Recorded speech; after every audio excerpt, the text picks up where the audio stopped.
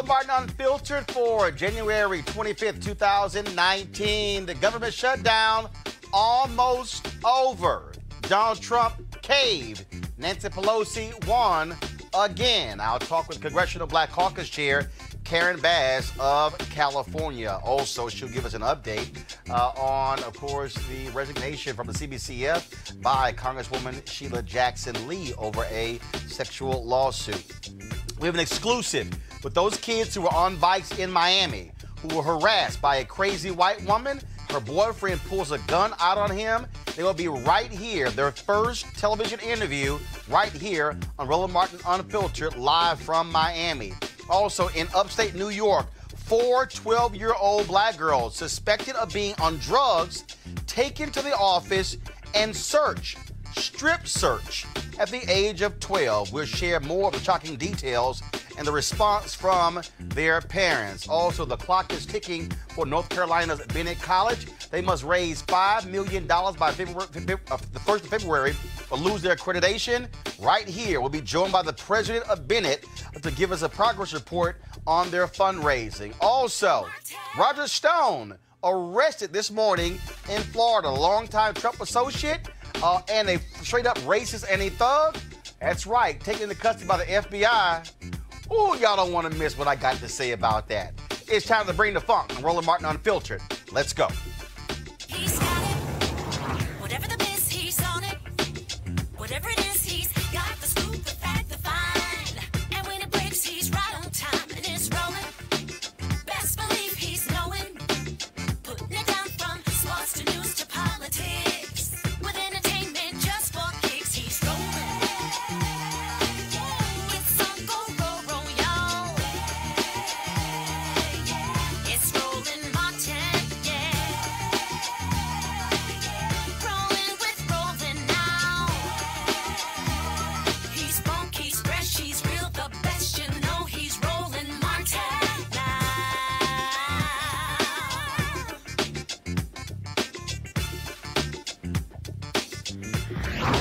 Martin. All right, folks, Donald Trump, after getting his butt kicked over the last several weeks, caved today, announcing that the government shutdown is going to come to an end. That there is going to be a 3-week continuing resolution to fund the government. Now, of course, remember, it was House Speaker Nancy Pelosi who told him point blank, you are not giving a State of the Union speech unless you reopen the government. Also, today in New York, we found out, as a result of air traffic controllers calling in sick, grounded flights to a halt in New York and other places. Folks knew in the White House this was going to happen all across the country if this thing continued. As a result, leaders on the Republican and Democratic side got together today with the White House, and they made perfectly clear there was a deal. Now, let's keep in mind, the House and the Senate have not yet voted on this deal. He could always change his mind. But as of right now, unless Ann Coulter and Rush Limbaugh and Sean Hannity act a complete fool, the deal is very simple. They will have a continuing resolution, fund the federal government for the next 3 weeks, allow both sides to negotiate on border security. But the reality is this: Donald Trump did not get a dime for his wall by reopening the government. Earlier, I talked with Congresswoman Karen Bass of California, who is the chair of the Congressional Black Caucus. Here's our conversation. All right, Congresswoman Bass, let's just cut to the chase. This shutdown has been utterly stupid. We now have a deal Yes. that is virtually the same deal. That's right. Before there was even a shutdown. That's Senate passed a resolution 100-0. Right. The House could have taken it up. Right. It's the same deal. Exactly. Exactly. But what's happened in the interim, I guess, has been a civics lesson for the president, who didn't seem to understand the powers he had and didn't have. Just like with the State of the Union. He thought that he could just march onto the floor of the House of Representatives and didn't understand that when Nancy Pelosi said you couldn't, that's, you know, obviously the power that she has. I think that's why there's a deal. Exactly. No, seriously. I think Right. the reason there's a deal is because he is so narcissistic and is all about big audiences that, oh, wait a minute, hold up. There was no walkthrough on Monday. Right. There's not going to be a speech. Oh man, no. So let's do a 3-week deal so I can get my speech on Tuesday. Yeah. I think that's what this is. Well, there was one other factor that happened this morning, and that was the folks at the airport that all called in sick, and air traffic was blocked in New York and several other cities. That was ominous, and it was interesting because Congresswoman Lucy McBath in our caucus yesterday, she mentioned that she had met with a number of the airline workers, and they were saying that they weren't going to be able to go into work. You remember they told them to go drive Uber or to do garage sales. If people aren't bringing money in, they have to figure out a way to do it. Some of the workers might not have even had gas money, because you are talking about people who are very low-paid workers, whether you were talking about TSA or otherwise. So I think that, along with the straw, that being the straw that broke the camel's back, couldn't get his speech on Tuesday, and then also the air traffic being blocked. And I think that, because first of all, we had talked about this on this show yesterday, and I said, folks, if the airport people say, ain't nobody flying. Exactly. I said, this country will look like 9/11. Exactly, that's where right. there were no planes in the air. I just hope that the workers recognize their power, because it's not over. This is just extended for 3 weeks. And what he's going to find, just like the last deal he agreed to, he got beat up by the right wing, Ann Coulter, Rush Limbaugh, I guess who he listens to more so than his cabinet. They got mad at him when he made the last deal. They got mad at him when he made a speech. I know they're going to beat him up today. He's the one who said that he could go into Times Square, shoot somebody, and everybody would still love him. But yet when Ann Coulter and Rush Limbaugh spanked him, he then runs away from the deal. I frankly hope that we vote either by unanimous consent or everybody comes back to D.C. immediately, because he's liable to change his mind again. Oh, I wouldn't be surprised. And that's why one of the first questions that I asked my staff was, all right, when is this vote?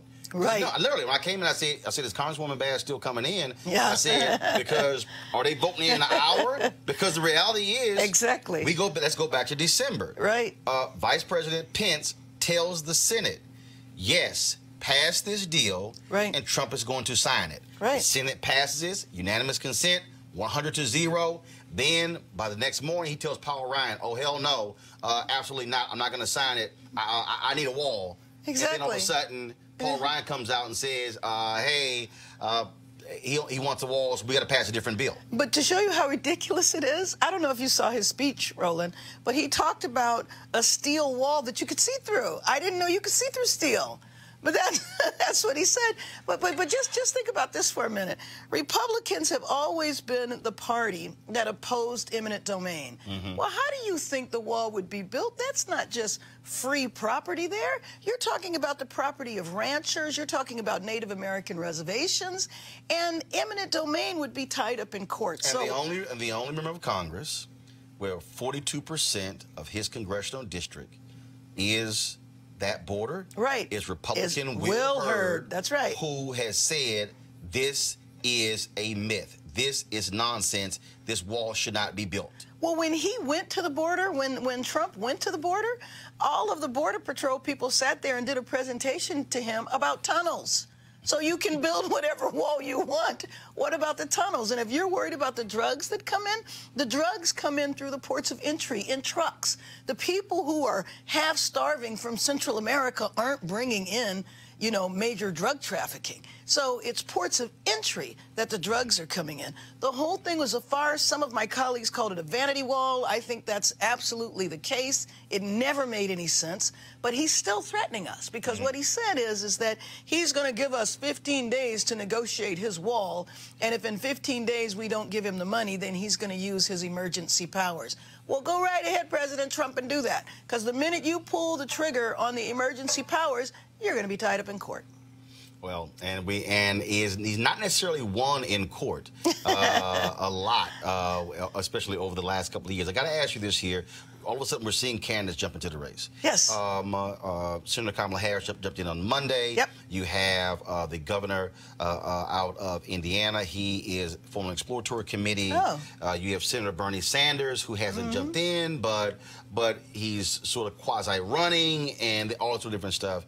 What is your message to these candidates? What do you want to hear them talk about specifically for black folks? Well, first of all, I'm not dismayed by the fact that there are, a lot of candidates in the race. I think the Democratic Party and the American people need to have that discussion. But in terms of African Americans, I want to hear specificity. I mean, you're talking about an administration right now who has from day one tried to reverse everything we've won over the last 6 or 7 decades. I want to know how we're going to put it back together again. And not just put it back together, but move us a step forward. Let me give you a very specific example. We need infrastructure. We need major transportation projects. So we eventually, let's say we pass a bill under the next administration. Well, how are you going to target that so that African Americans actually get the jobs and the training, etc.? So passing major pieces of legislation like that without specificity for how it's going to help our community can bypass us. We've seen this happen all the time. Well, what this administration has already done is that they have also went back to bundling contracts that makes it harder for a smaller firm to be able to compete for the prime contract. And so then there only are subcontractors and only major firms can get those. And so that's how, and so I tell people all the time what Maynard Jackson did in Atlanta when he broke apart the large contracts, broke them into smaller prime contracts so black contractors could then be able to apply for those prime contracts, get them, and then control larger share of the dollars as opposed to just being a sub. Well, and in addition to that, the other thing the administration did is took away provisions for local hire for federal transportation dollars. So believe it or not, if you have money from the federal government for a transportation project and you as a city or a county want to give preferential treatment to people who live in the neighborhood that the project is coming to, you can't do that. It is, but that's one of the ways, because we know that affirmative action has been gutted, right? I mean, we should have had that back, with goals. But given that we don't have that back right now, if you put in local hire provisions, you do have a much greater chance and opportunity for African Americans who look out of the window, drive down their street, see major projects, and no African Americans on the workplace. So those are things that could be done and that I would like to see the next administration do. We do want to get your thoughts on this. GQ dropped their article with Bernie Sanders. It was done in October. In the article, he talked about where he said race is obviously a huge issue, but he thinks that class is a larger issue. How can you divorce race from class? Well, let me just tell you, if that is your viewpoint, then basically what you will say is you will turn a blind eye to institutional racism. If you don't have the ability to understand that in the United States, 243 years, why do we still have the inequity? We have the inequity because of institutional racism. So it is alarming to me that Senator Sanders would still say that. And maybe that's why in King Day a week ago, now he's beginning to talk about race. If in the United States you do not talk about race, then you are essentially giving a blind eye and you are complicit to institutional racism. All right. Last question. We saw one of your members step down from the CBC Foundation and also from a couple of committees as a result of a lawsuit. For the folks who don't know, the CBC Foundation is a separate entity. 4 separate organizations. So it's CBC Foundation, CBC Institute, CBC Political Action Committee. And then you have the CBC. The CBC, right. But there are CBC members who are chair of the CBC. So you still have a relationship there. Yes, we definitely have a relationship, but it's important to note that they are 4 completely separate legal entities. Gotcha. And so with Congresswoman Sheila Jackson Lee stepping down from the CBCF, she's still a member of the House. Oh, absolutely. A very important member of the Congressional Black Caucus, absolutely. And she stepped down from the foundation. Yes. And have y'all given them any thoughts or perspective or direction on that suit in terms of governance? Not in terms of the suit, but what the CBC Foundation is doing is there will be a temporary chair, and there's an election for a permanent chair that will be coming up in another month. Okay. All right. Congresswoman Carabas, we appreciate it. Thanks a lot. Thank you. Thanks for having me on. All right, folks, let's talk about it with our panel. Joining me is Malik Boyd, CEO, Dushuri CBD Products. We also have on the show Long Victoria Burke, National Newspaper Publishers Association. Also, Joe Madison, host Sirius XM Radio, and Derek Holly, host of Reaching America on-demand podcast. Okay, so Derek, I'm going to start with you. Of course you are. I can start with Malik. Hey, bring it on. Malik, ain't you Republican, conservative, all that thing? Yeah. I can pick, but I'm going to go ahead and start with you, Derek. All right. Donald Trump got straight pimp slapped by Nancy Pelosi. No, I don't agree with that. Malik, Donald Trump got straight pimp slapped by Nancy I don't agree Pelosi. with that. Yes or no? You want me to go? You want me to? You want me Go to ahead, Derek. I just don't think so, man. At the end of the day, the American people were the ones who got pimp slapped and lost in all of this. The 800,000 federal workers.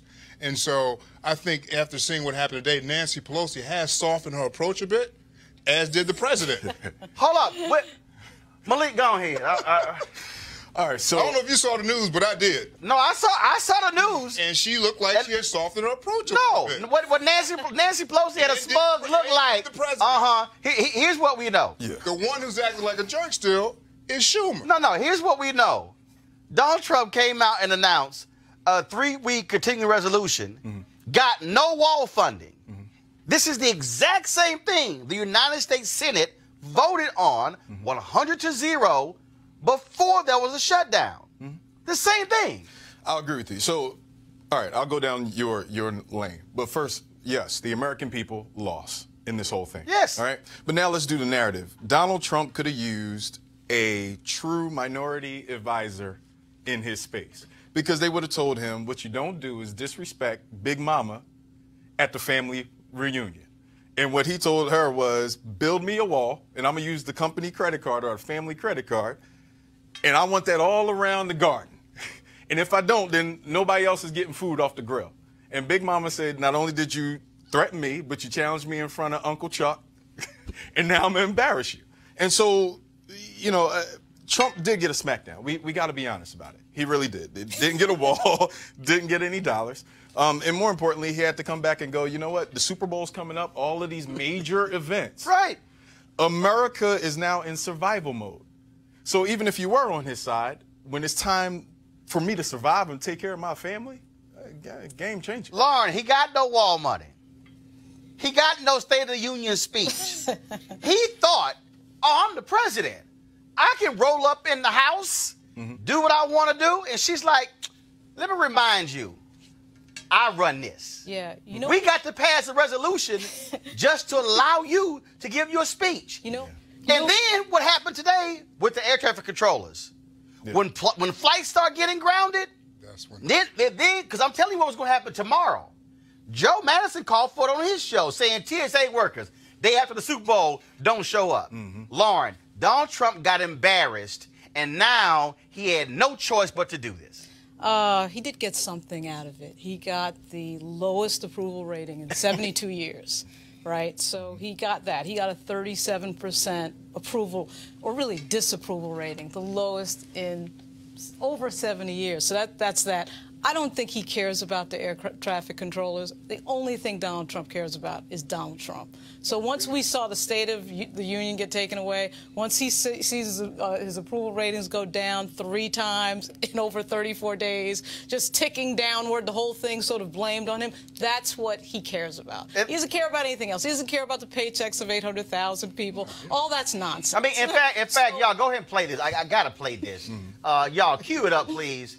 This unbelievably idiotic, stupid, asinine, dumb-ass comment he made yesterday, as if we still have neighborhood grocery stores from 60 years ago. Mr. President, you see Wilbur Ross said that he doesn't understand why federal workers would need help getting food. Can you understand? No, I haven't heard the statement, but I do understand. Perhaps he should have said it differently. Local people know who they are when they go for groceries and everything else. And I think what Wilbur was probably trying to say is that they will work along. I know banks are working along. If you have mortgages, the mortgagees, the folks collecting the interest and all of those things, they work along. And that's what happens in time like this. They know the people. They've been dealing with them for years, and they work along. The grocery store. And I think that's probably what Wilbur Ross meant. But I haven't seen his statement, no. But he's done a great job, I will tell you that. No idea what he's talking about. Joe, No, he does. He does. He knows exactly what he's talking about. Joe, go ahead. Joe, I grew up in Clinton Park in Houston, and that was a grocery store called Middleton's that was in Galena Park. And I remember you would go to Middleton's and you might be able to buy grocery stores on credit. Middleton's don't exist no more. You know, you remind me, go ahead. When I was growing up, we had a grocery store, Rosie's. And Rosie's would give you credit, you know, your next paycheck. And then when I thought about that, I said, he must be thinking about a company store, you know, that you hear about in the coal mine era.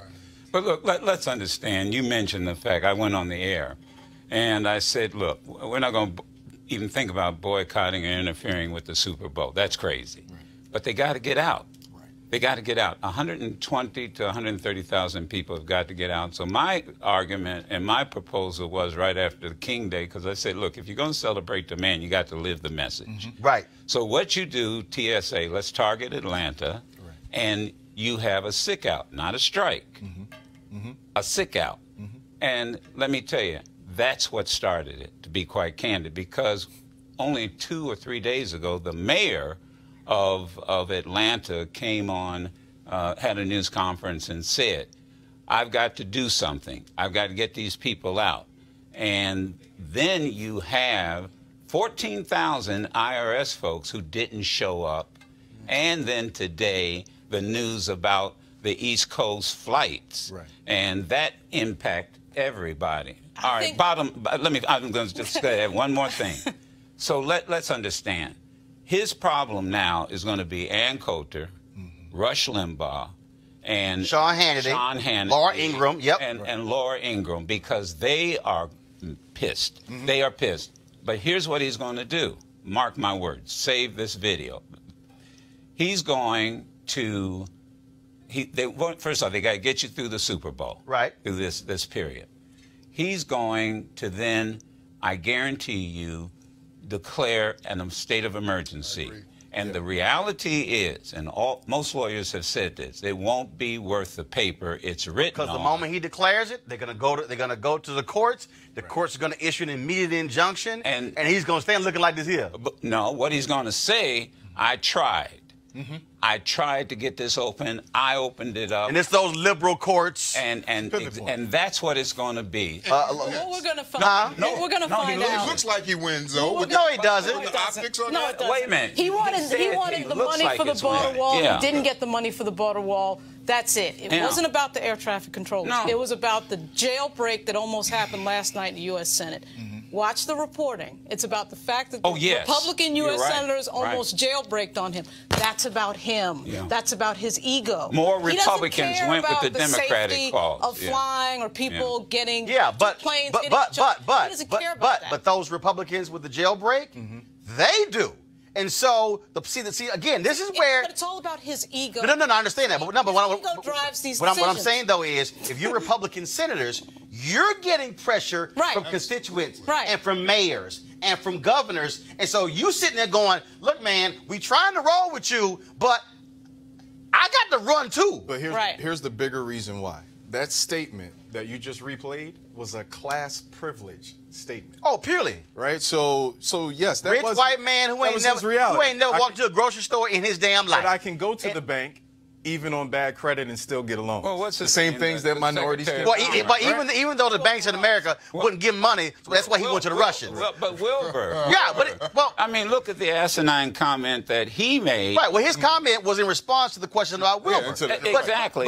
And let me point this out. Wilbur's credit union charges 9% interest on emergency loans. Right. Dude, the other thing you have to understand, too, is that we had that Roger Stone story today. He wanted to step on that. I suspect... Of course he did. That his media strategy is always to divert to something else. So you have the big announcement in the Rose Garden on the same day that Roger Stone gets raided. You know, that's the other piece. It's all about him all the time with every decision. But here's the deal, though. It's going to drive him crazy because the next 24 hours, because he's going to be watching TV all day and all weekend, and all it's going to be is, you got Punk.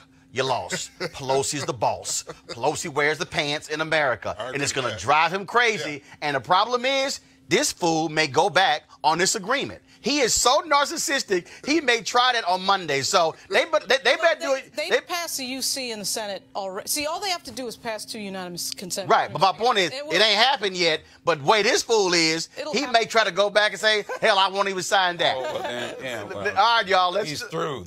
We'll see. We'll see what Crazy Man does next. Yesterday, folks, we told you about Papa John's Pizza pledging $500,000 to Bennett College in North Carolina. This is crucial because Bennett is under academic probation and could lose their accreditation by February 1st if they do not raise $5 million. Also, today, Alpha Phi Alpha, my fraternity, gave $31,000 to Bennett College as a result. Derek, is your frat giving anything? I don't know. Okay, you might want to text somebody. I'll let you know. What was that little group you? That little group you remember of? You got this. I can't remember that little group. I can't remember that little group. Which one is this? This will make us high five. Oh yeah, that's a little group. Okay, yeah. That's right. Y'all can rustle up at least 5,000. Joining us right now is the president of Bennett College, Dr. Phyllis Dawkins. Doc, how you doing?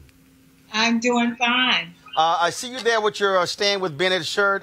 First and foremost, before we get to in terms of where you are with the fundraising, how did Bennett even get to this point to where you have less than 2 weeks to raise this money to save Bennett? How did we get to this point? Well, on December 11th of 2018, after defending Bennett to our accrediting body, SAC, we were told at the end of that conference that we would be removed from membership in SAC. And so we were surprised because we had a good year last year. We ended the year with a surplus, a clean audit. In fact, we've had 5 years of clean audits. We ended the year with an increase in enrollment by 16%. We also had an increase in retention by 9%. We went from 44% last year to 53% this year. And so we had a good year last year. But they looked at us over a period of time, over the last 11 years, looking at what we call our UNAP score, unrestricted net asset score, and that calculation score was high. And so to that extent, they declared that that we were financially not stable. And so we have until February 1st to impact that calculation and bring down that score to 0. Hence why we need $5 million by February 1st. And where do you stand right now? How much have you raised thus far? You've had celebrities, of course, going on social media, using the hashtag Stand with Bennett. You've had other folks raising money. We talked about the Papa John's donation of $500,000, Alpha Phi Alpha, their donation. Other groups have been donating. So where do you stand now? Yes, as of today, we're close to $3 million. Now, we had a good day yesterday. We had the Papa John's donation of $500,000 in the morning. In the evening, we had Z. Smith Reynolds Foundation. They also gave us $500,000. And throughout the day, today, we've had ministers, pastors, or organizations dropping off checks all day long, as well as our online donations are up since December the 11th. I have first of all, one of the reasons why I created the hashtag HBCU Giving Day is because when I had the president of the Florida A&M alumni group on the show, he talked about FAMU alumni only giving 5%, only 5% of their graduates giving. When I met with the Wilberforce former president, when he got there, they were getting 1% of their alumni was giving was up to 9%. The Howard University president he's been on, when he got there, undergraduate giving was 3.7%. Now it's up to 10%. For Bennett, what is the percentage of your alumni giving back to the university?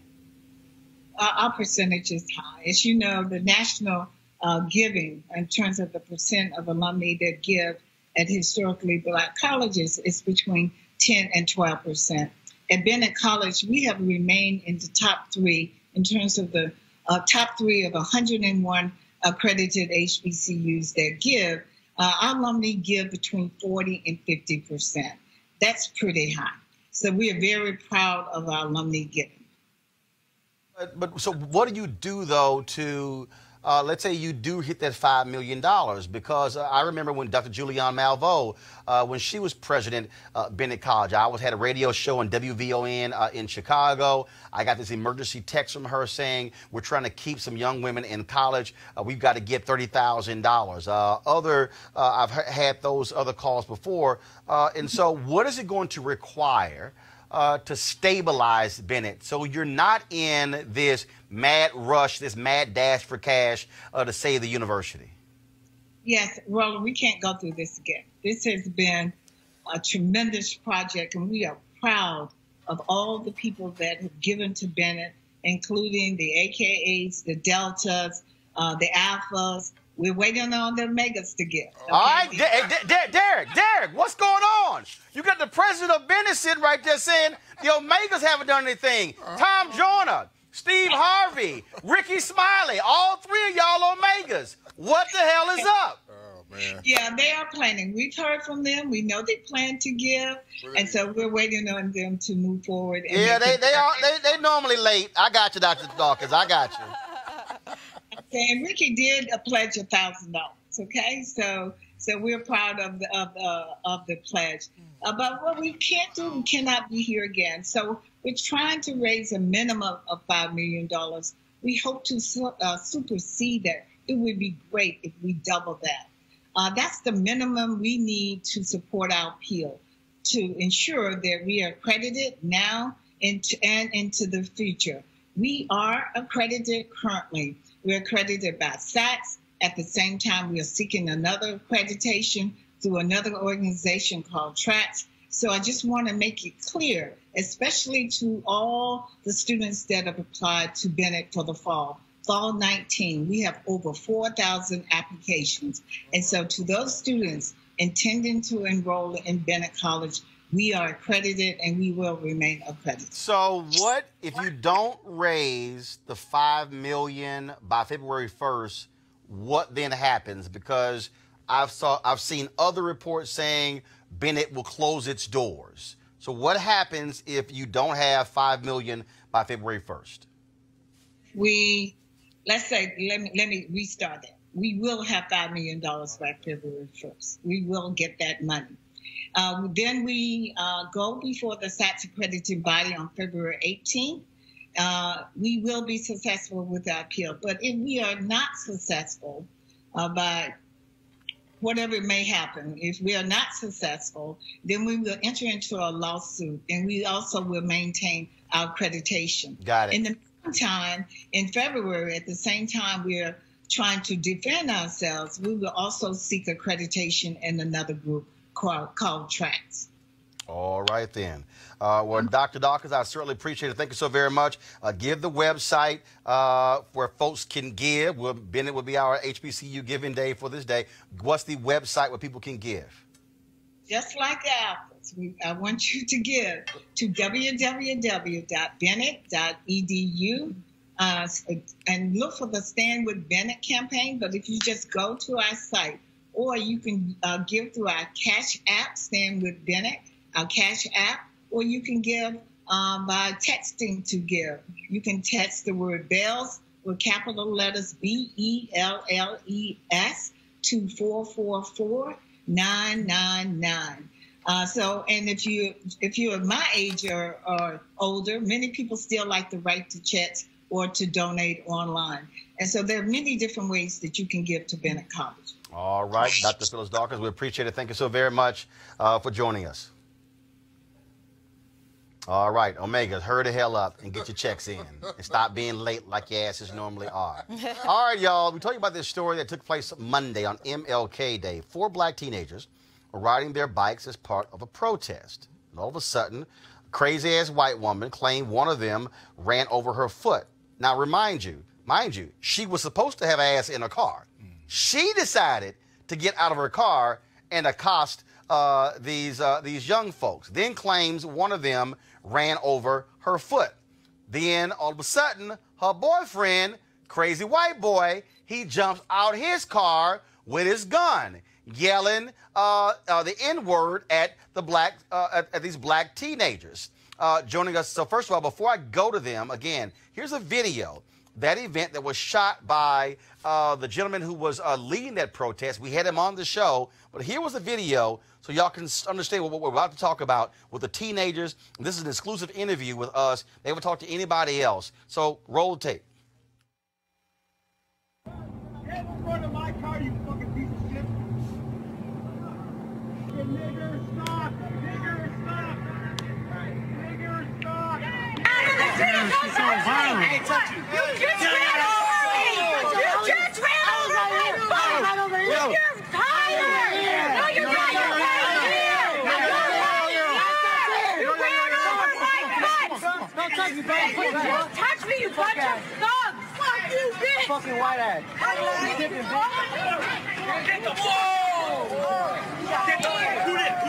That guy in the red! Yeah, right behind this guy! You ran over my butt! Piece of shit! You fucking losers! You ran over my butt! Fucking stupid niggas! You guys, keep moving! Fucking dumbass fucking niggas! And this guy right now! Y'all gonna be on the news! Y'all gonna make the news! That's fine! Alright! Hey! Fucking idiots! Y'all stupid niggas! Listen, you stupid niggers! Put that gun in my head, bitch!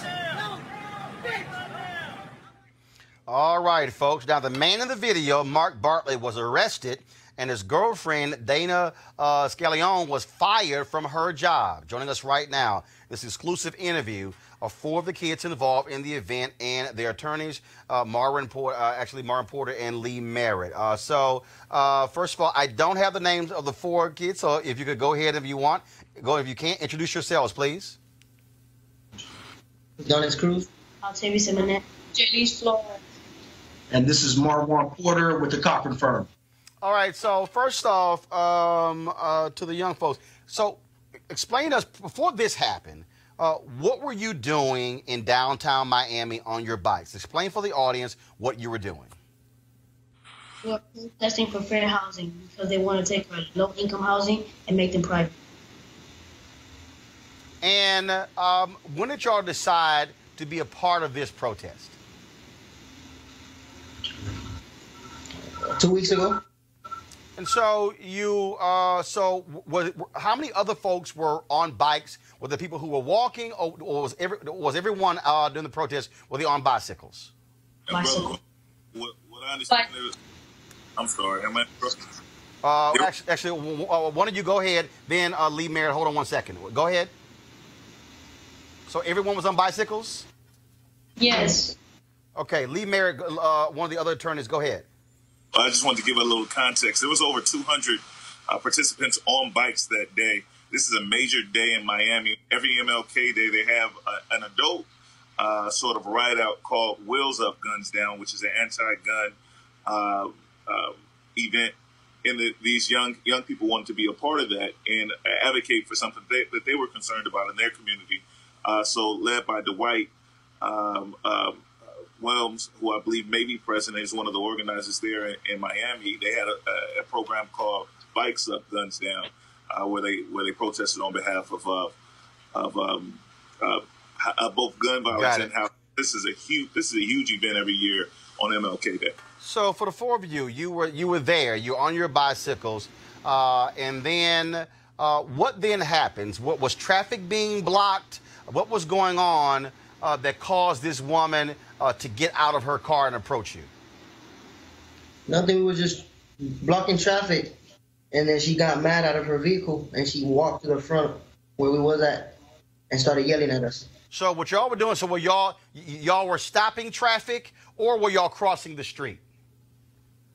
We were stopping traffic. And so then all of a sudden she gets out of her car, and she then claims that someone ran over her foot with a bicycle. Did that actually happen? No. And so, well, obviously y'all all in unison on that one. Adonis, he actually will be able to kind of tell you what happened because he's the one who was kind of popping with. So why don't you tell him, Adonis, what happened? Nothing. I was popping the wheelie. I was minding my own business while the other kid was talking to the lady about his bike. Then I popped my wheelie and I heard somebody called my name. And before I knew it, I turned around, I pressed the brakes, and I hit the ground. And she said I hit her feet, but I hit actually behind the kid's feet without touching the lady. And then she got mad and pushed my bike and hit me with my bike and started yelling. So me and her started fussing back and forth. How much time went by as she was verbally yelling at all of you? What, 2 or 3 minutes? Was it 5, 10 minutes? How much time did all this take place? Like a good 4 or 5 minutes. And then all of a sudden, while she is yelling, she's cursing, then her boyfriend comes up. And how did y'all feel when all of a sudden you see him with a gun in his right hand? I felt terrified. I felt scared. I felt shocked. Why don't you tell him a little bit, kind of, because I think Jalise kind of saw him coming up with the gun. So why don't you tell him what happened? He was running with the gun, and he ran to the lady, and the lady told him who it was, and they pointed at him. So that's when he goes up to he goes up to him, and while he goes up to him, I'm standing behind him just looking at the gun. And so then all of a sudden, he starts calling y'all the N-word. Yes. And so while he has his gun, he's yelling the N-word. Other folks in their cars, did anybody try to get out? I mean, because obviously he's walking up to you. You're scared to death. What was going on? Because we see all of you in the video. Did any of you say, you know what, we need to bug out, we need to get out of here, run away? Just take me through all those things, all your emotions, what was happening at that time. Once you get honest, I know you kind of froze at the time, huh? Yeah. When he came up with a gun, when I didn't see it, when he was running, and when he got next to his wife, and then when I seen the gun, I got so scared that I didn't want to run. I stood there looking at him, and when he got up to me, I thought he was going to do something to me with the gun, so I didn't move. I froze, got scared. And when he told me, get away from here, niggers, I just froze there and just stood. Didn't want to run. And go ahead. I'm sorry. Go ahead. I was terrified and I ran. We saw the video end. How did this end? Did police arrive? So take me through that. What happened when the video stopped? What happened after that? There were police going way in front of us, and that's when everybody thought it was for us, like we did something wrong. But the man, he was getting arrested, and the lady, she had her hands up. So when someone said, hey, you're going to be on television, and they're sitting here accosting you, cops come on the scene, the four of you, you're thinking the cops are there to deal with you. Then all of a sudden, they came on. So at any point, did the cops try to detain any one of you, or were they solely focused on this man who was carrying this gun? They were focused on the man. And as he's getting arrested, what is he saying to the cops? Is he still talking trash to y'all? What's happening? No. I think he actually said something to the effect of, why are you arresting me? They're the ones who were in the streets. This took place 4 days ago.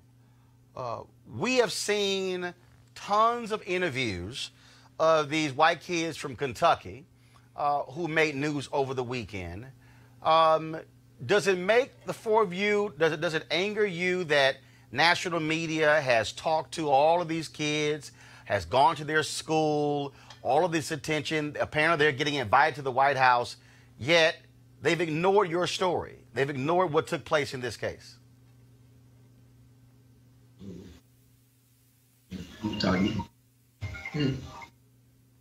Yeah, they're a little, shocked by it. For those of you that, don't know, Miami-Dade County is a very real place, and these kids were out there trying to do something positive. People get killed, in Miami every day, and they've started an effort, bikes up, guns down. And it was a positive effort, and ironically, the same thing that they were advocating against is what, they were the victims of. And we definitely think that national news, should pick this up because these kids are positive. They could be in the streets doing a whole lot of different things, but they choose to to ride their bikes, and have fun and be kids. And this is what they get. So they're definitely disappointed that national news hasn't picked it up, especially because it's a positive effort. And hopefully after you, Roland, they'll get on board. Well, trust me, it won't be the first time they've gotten on board after we did something on one of my shows. Final question for the four of you. The man has been arrested. The woman, she's lost her job.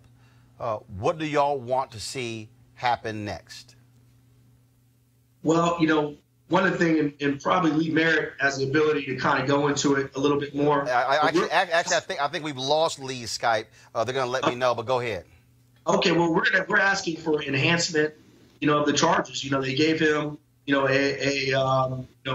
charge of, I believe, carrying a weapon without a license. But that's just the bottom, crime that he is guilty of.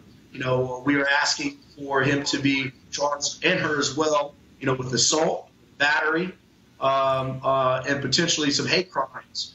In addition, again, the Cochran firm has stood up for civil rights for a very, very long time.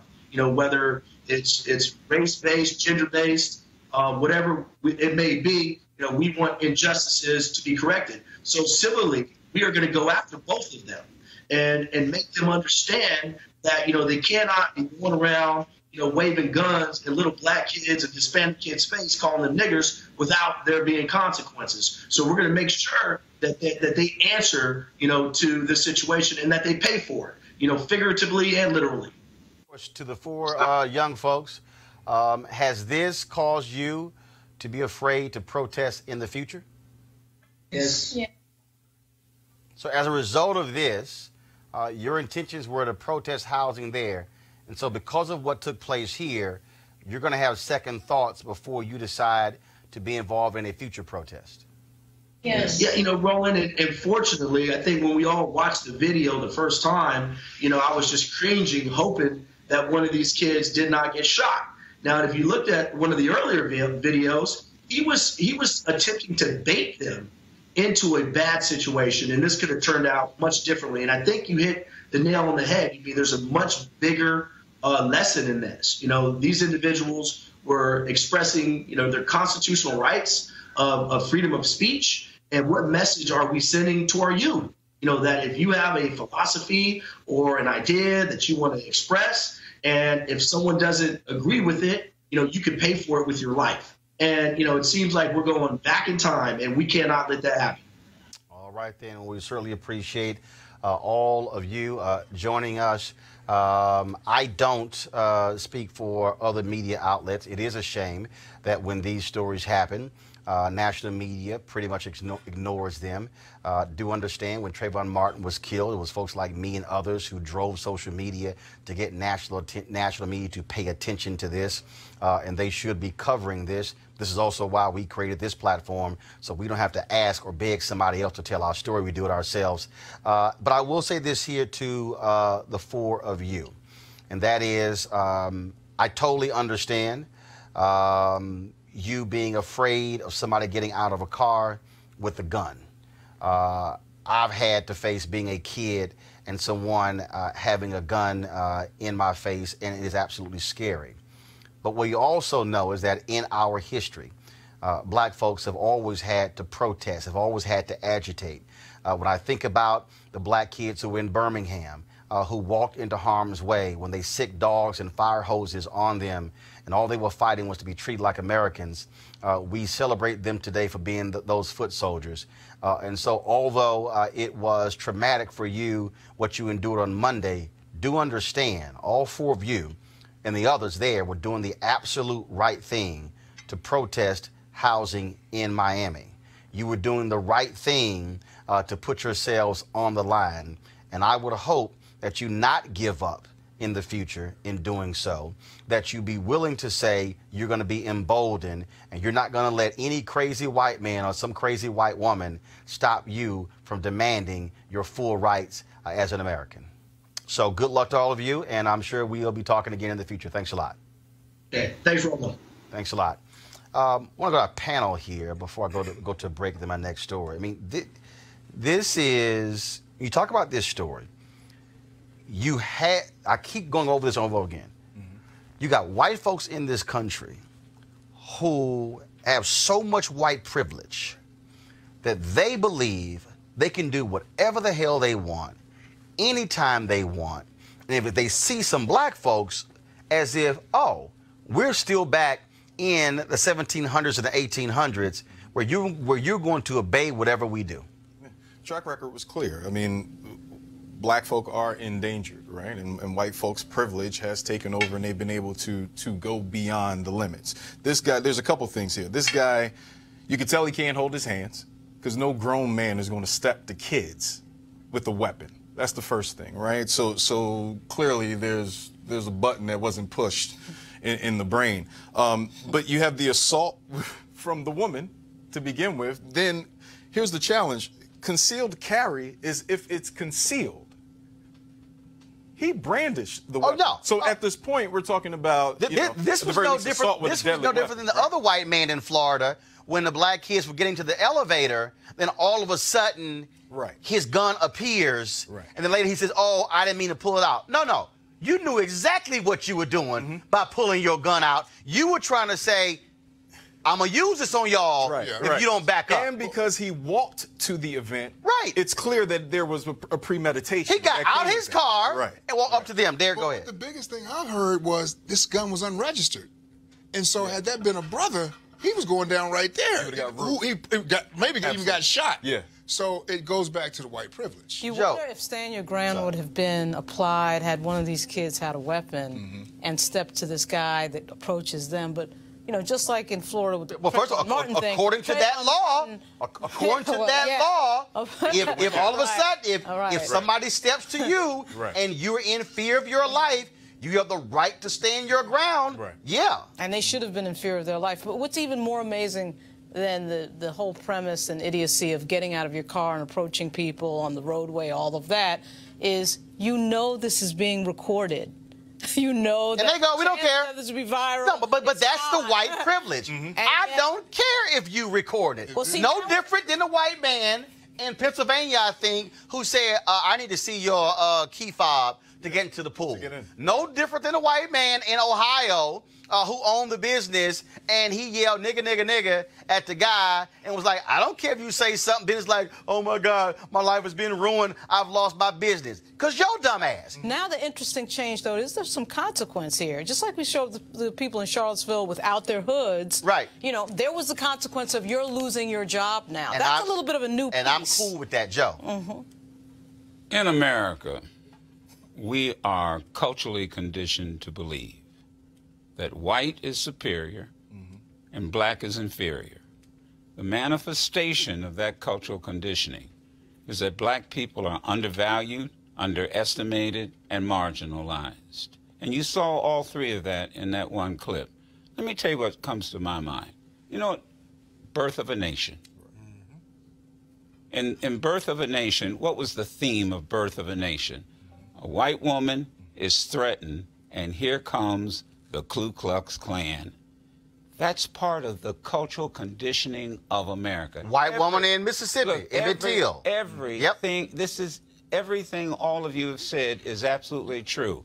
But let me tell you, it has been going on because it's part of the cultural conditioning of the United States of America. This is Emmett Till, this is Birth of a Nation, this is the Scottsboro Brothers.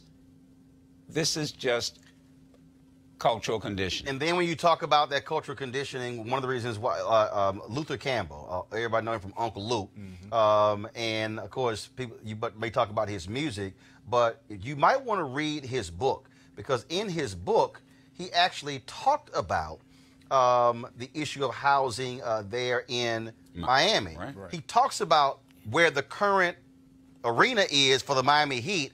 All of that was land that black folks had owned. And that it was black folks, it was African Americans, but also Bahamians and who built Miami.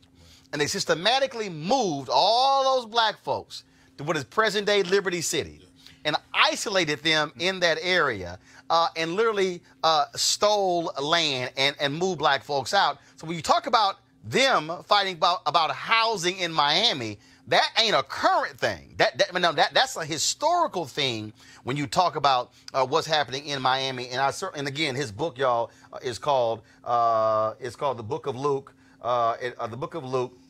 It is here. You can go to my iPad. I want to put Luther Campbell, The Book of Luke: My Fight for Truth, Justice, and Liberty City. First of all, I read that book literally in 2 days. Now I'm telling you, amazing book. But he breaks it all down, understand in terms of what happens there in Miami. Folks are also talking about what is shameful in this country. This story right here. 4 black 12-year-old girls in Binghamton, New York were giddy and excited during lunch. 12-year-old, y'all. Okay. The school, though, didn't like that. Because these 4 black 12-year-olds were giddy, the school called the girls into the office and attempted to strip search all 4 of them because they assumed they were on drugs. According to the children, this is exactly what happened. Student A was made to remove her shirt pants and second layer of leggings. Then she was searched in her bra and underwear. Student B was made to remove her shirt and her outer pants. Searched in leggings and bra. Student C was made to remove her shirt and searched in her bra and pants. Student D was searched in her clothing. Received in-school suspension for refusing to remove her shirt and pants. Folks, this search was done by a school administrator and the school nurse. The school district released a statement outlining their policy, saying, quote, a student may, under current law and policy, be searched in a school building by an administrator. These searches may involve an administrator requesting a student empty their pockets, remove their shoes, and or remove their jackets. And the school district, in another part of its statement, seems to blame the trauma the students suffered on the students themselves for complaining. The parents of the 4 children released this statement, quote, to those willing to hear us and see us, the past several days have been unexpectedly stressful and traumatic to our girls, to us as parents, and our collective families. Tuesday's school board meeting was our first chance to speak publicly on the events that brought us here, and we would sincerely like to thank all the community members who came out to extend their support. That support, as well as a need for clarity, is why we have decided to release this joint statement. On January 15th, our girls were strip searched by the nurse and administrators from East Middle School in the Binghamton City School District. The girls were individually taken to a private space in the health office and held for over an hour. They were subjected to sobriety tests and observations and told to remove their clothing to be searched for drugs and other illegal substances. 3 of our girls complied to the tests and observations, as well as the searches, and were then allowed to return to class. 1 of our girls complied to the test but refused to remove her clothing for the search and was sent to in-school suspension. We as parents did not consent to these searches. We as parents were not notified by the school before or after these searches occurred. Instead, our children informed us, and we had to follow up with the school the next day. All 4 girls missed several days of instruction after this experience, as they no longer feel safe at East Middle. During this time, school officials failed to communicate with us in any meaningful way and often failed to return our calls. It wasn't until the community attended the school board meeting that the administration began to express an interest in helping us transition the girls back into school. Up until this point, we have relied on intermediaries to advocate on our behalf and to get this information in the appropriate hands. Our first priority is and remains our daughters. Some of us attended and graduated from Binghamton schools before enrolling our own children. We know most of the teachers and staff at East Middle care about the safety and well-being of the students. Listening to our children recount and relive this trauma has been an experience we would not wish on any parent. And we hope no other child has to experience what they have endured. Once again, thank you to those willing to listen and to believe our girls. So I have where are the I got lawyers? a beautiful 12-year-old. I mean, let me put this in perspective. Give them a chance. They're coming. They will be there. Give it a week. They will be there. Give it a week. But so I have a beautiful 12-year-old, Michaela, and when I saw this story, man, it hit home because they decided to say they were hyper and giddy. That's the reasoning for doing a strip search, as if 12-year-old girls that aren't together at lunch or recess or any other social scenario wouldn't be hyper and giddy. I mean, they didn't say erratic. You know, they didn't even say out of the norm. They said they were hyper and giddy. Just, these are natural things in Joe. the space. The district's going to get sued. You know, sued look, big. thank you. I mean, Sued look, big. I'm tired of the rhetoric. I'm tired of the comparisons. Look, omegas, alphas, sigmas, deltas, there are enough freaking lawyers in all of y'all's organization that you ought to be, you ought to be in, what is the little town in New York? Binghamton. I've been there. You know, beautiful mountains all around it. Right. Sue, you're unfiltered, right? Yes. Sue their asses off. That's you know, we learned this from Johnny Cochran. Right. We've learned this from folk who, you know, you sue them. And when you do that, then you take some of that money, you give to the parents, you give to the kids' scholarship fund, and then you use some of that money to train them dumbass teachers and administrators at that school to make sure this never happens again. Now, that's unfiltered. Now, if they were smart, this district would settle. They would figure out a way to hand them a bunch of money with a big apology and a big production made out of it, talking about training and all that. They're not going to do that because they're arrogant. They're arrogant and stupid. That's why you sue. First of all, to blame the trauma on the students. I can't believe the story even happened. It's just, I have a daughter too, and I just couldn't believe that would happen. Well, I would have been furious. The reason I could believe it. It happens every day. The reason I can believe it. So I went to William Holland Middle School in Houston, and we were in the library one day, and all of a sudden it was a Latino brother and myself. So all of a sudden, the security guard calls us into the office in the library, and he says, I need the two of you to empty your pockets. And I go, for what? Right. He goes, well, the teacher said that one of you had really red eyes. Wow. Now, the Latino guy had really curly hair like I did. So the security guard was like, well, I don't know which one of them got the curly hair, so both of y'all come in. So we go in, and so we got to empty our pockets. And so I had a little paper that was rolled up. I said, don't even try it. Like, don't think that this is a sheet of paper for a joint. Right. So I get home. Now I got one of them old school daddies. So I get home, and I tell my dad what happened. My dad goes, what the hell you just say?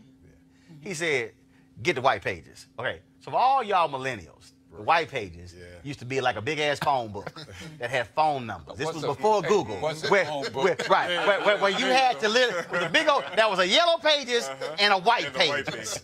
Yellow pages, trust me, it's in a museum somewhere. So sat on it. Precisely.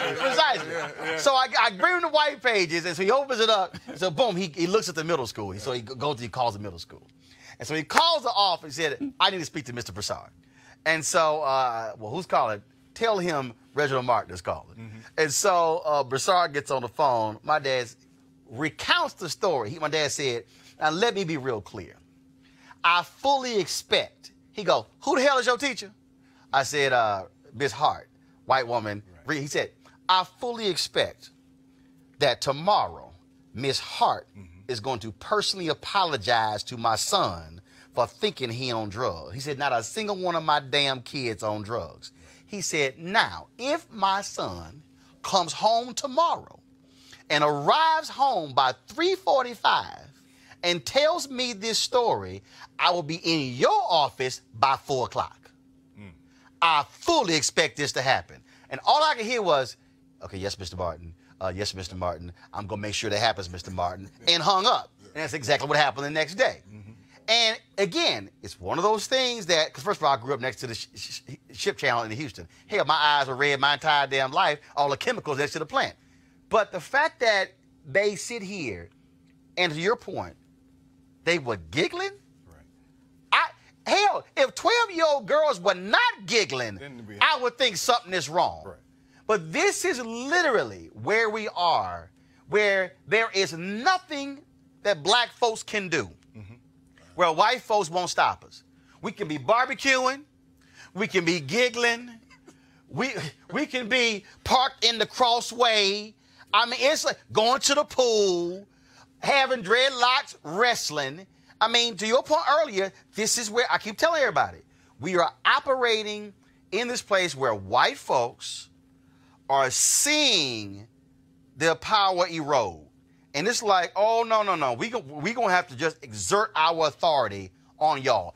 That's really what is this dynamic that's going on here. This whole idea that there's something that's totally wrong with us at all times. We talked about the Brookings Institute 2040. That shift that's happening, right? Oh, yeah. So they've become policy masters.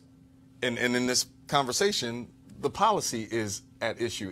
It's what gave them the opportunity to be able to do that. Well, the whole historic premise, obviously, of having people who've historically treated you in a way that's obviously less than human, educating your children, of course, has been a huge challenge for African Americans in a way that is almost inescapable. We, of course, ran our own schools, had our own teachers, etc., for a reason, and of course, integration changed all that. And that question is a really difficult one for us to obviously confront. The school-to-prison pipeline, obviously, too, is a growing problem. The idea that this was treated as some sort of a prison, like this was Attica, you know, the way that you would have a strip search in a penitentiary, is just strange. It's just nuts. 12-year-old girls. Right. Yeah. Wild horses wouldn't come off. But please understand. Final comment. Well, please understand what they segregate. It's not segregating just color.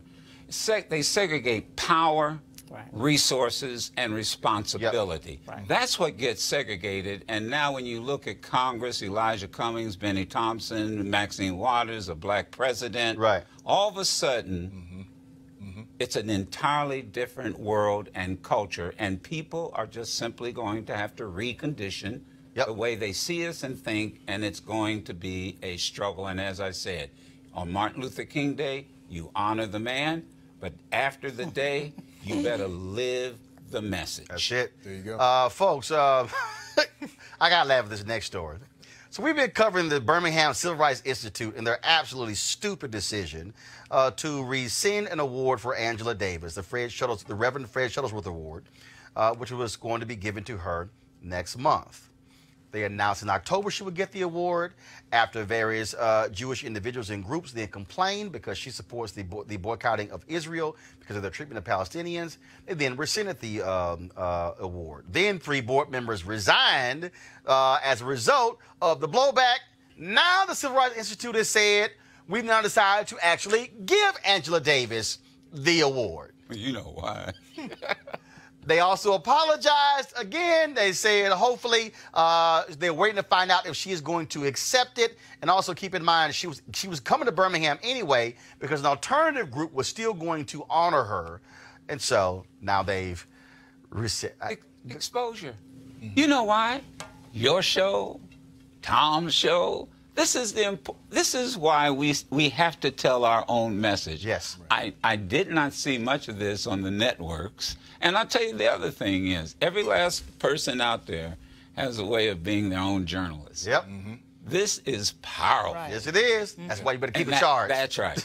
All right, y'all. We got an update on the sentencing of former Chicago cop Jason Van Dyke. Remember, prosecutors, he could have been sentenced up to 96 years. Prosecutors wanted 18 to 20. But the judge gave him 81 months. Now, the black attorney general of Illinois, Kwame Raoul, y'all figured he was black. Kwame Raoul. Just thinking out loud. That's right. He is reviewing the sentence. Now, it is unusual for the attorney general to do such a thing, but the attorney general does have jurisdiction over all criminal cases in the state. We'll certainly let you know what happened. And I could not go today without this. All y'all this morning, by 6 o'clock in the morning in Florida, all of a sudden you heard, Roger, FBI's here. Bring your punk ass outside. 29 cops showed up in Fort Lauderdale to execute a warrant for the arrest of Roger Stone. Y'all know who he is. The racist thug asshole who's a good friend of Donald Trump, big-time campaign advisor, dirty trickster for the Richard Nixon campaign, and all around an absolutely awful asshole. Well, he got arrested, went to court, came out flashing his Nixon sign saying, oh, I'm not guilty at all, charged with lying, charged with making stuff up, and he's then going to have to come to Washington, D.C. to appear before a judge here. Now, the reason this is the thing, because why I can't stand his punk ass, because he's a racist. Roger Stone trashed me as well as Ana Navarro on Twitter. That's all the reason why he got banned by Twitter. He also was barred from ever going on CNN as a result of his comments about us. Here's Ana Navarro on The View this morning celebrating. He got banned from Twitter for saying horrible, racist, offensive things about Don Lemon, about me, about Roland Martin. I am a happy person today, and let me just say what it says. Now, he really is an awful, awful individual. And basically, he comes out and says, well, there was no corruption. But what Robert Mueller is really saying is that it was Roger Stone who was the conduit between WikiLeaks and them and the dumps. What they're putting together is a Trump campaign knowing in advance about the WikiLeaks dumps and actually helping to coordinate those dumps. Y'all, Lauren, it could not have happened to a better person than this racist. There's so many things to take from this and just love and adore. My personal thing, because I have a bunch of cops in the family, is these Republicans who say they love cops until they watch cops doing their job this morning. He's like, they were the Gestapo. They scared my wife. They scared my dogs. It was too much. It was too harsh. When was the last They time could have just called my attorney, and I would have turned myself in, Joe. I'm just amazed when I heard the news that he had Richard Nixon's face tattooed on his back. Did you just learn that? Yes. Oh, no, that's been for years. There was a story I read years ago where him and his wife were swingers. Yeah. And he talked about that. I mean, no, this is one of the most vile, and for the folks who don't know, this is also one of the most vile individuals who was a part of the 2000 Bush v. Gore shenanigans down in Florida. He is a dirty trickster from the mold of the folks who broke into the Watergate Hotel. He is despicable. Now, when he got banned, he gave some interview with somebody else where he offered an apology to me before his racist comments, and I said, kiss my ass with your apology. Tell it to my face. No, because what he did was, he literally had all kind of nasty things to say about me and Ana Navarro and Don Lemon, and my deal is, I reject your apology if you don't give it to me personally. But that's the kind of person that he is. But see, watch. And Republicans have loved him. He's trying to act like, oh, this is no big deal, and I can flash the Nixon sign as I come. Watch carefully. And see, and watch carefully as this goes forward. And this dude has been in multiple circles because his deal, Malik and Derek, in 2004, he was advising Al Sharpton when he ran for president. And I'm sitting there like, who the hell? Yes, no, in 2000, yes, in 2000, when Reverend Al Sharpton ran for president, Roger Stone was advising him. So even as you talk about, today in the news reports, they even make it clear this is a different kind of animal that we're playing with. He's not Manafort.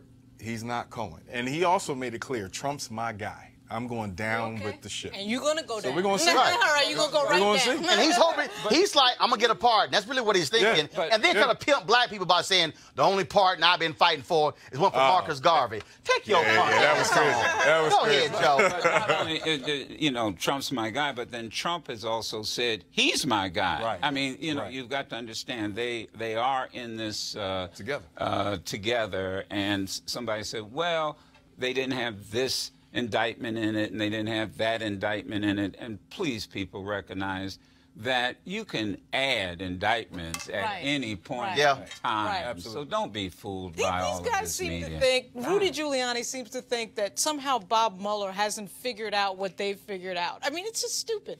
Watch what happens. I'm loving it, and I'm telling y'all something right now. Trump loves talking about walls. Oh, there's some walls that are closing, and then that are just getting narrower and narrower and narrower around Trump. Since you're in love with walls, about 30 people who know you are going to be in a joint with 4 walls and some bars. You got Manafort, who loves suits. He's going to have an orange suit he's going to be wearing for the rest of his life. And Humpty sat on the wall. Right, and I just love all these punk asses who kept hollering, lock her up, lock her up. Right. And there's a whole lot of them getting locked up. Wow. That's called the Trump administration. Folks, we are done. First of all, why do we want you to support Roland Martin Unfiltered? Not only for about this story, but also that Miami story, the strip search story. Let me be clear. There's no reason in the world all the rest of these networks out here who got all this damn money in 24 hours, why in the world they are not blowing up that strip search story and what happened to the kids in Miami. But y'all know the real deal because they look just like us. And so just when it comes to Bennett College, just when it comes to other things that we do, we have got to fund our freedom, tell our own story, and not wait for somebody else to do it. So we want you to go to RolandMartinUnfiltered.com to join our Bring the Funk fan club. Our goal is very simple.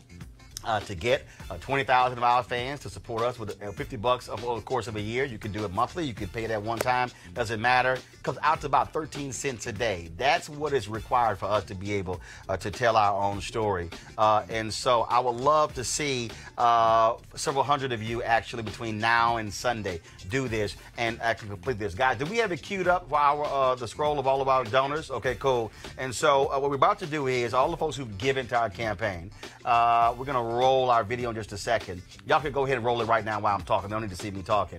And so we want you to go to RolandMartinUnfiltered.com to join our Bring the Funk fan club. Of course, next week, we, of course, will be talking about the shutdown and whether or not we're actually going to see a deal.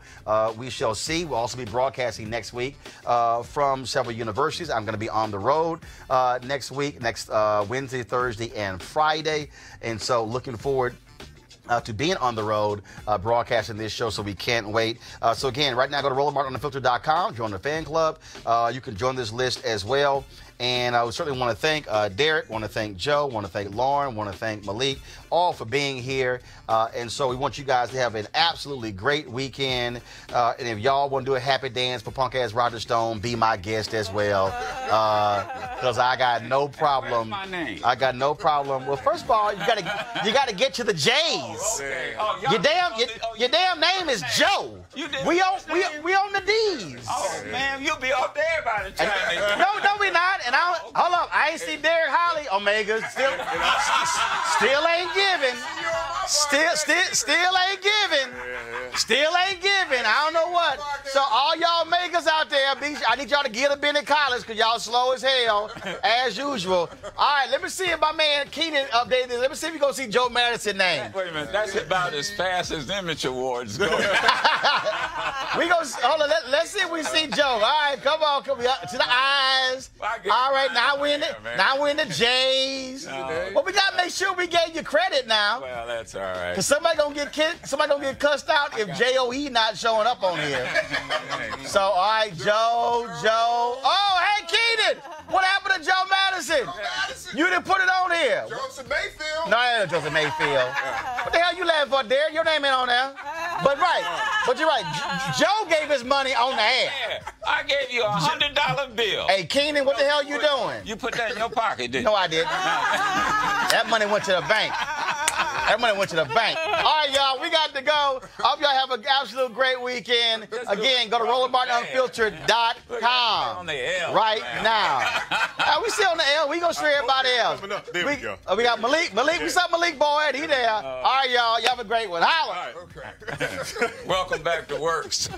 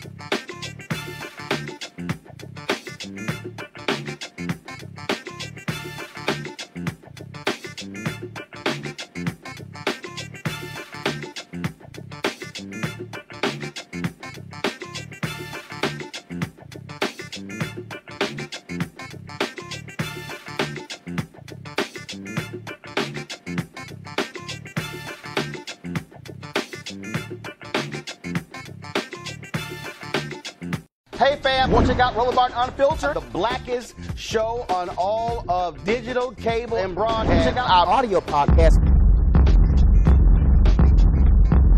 There's only one daily digital show out here that keeps it black and keep it real. It's Roland Martin Unfiltered. Press play.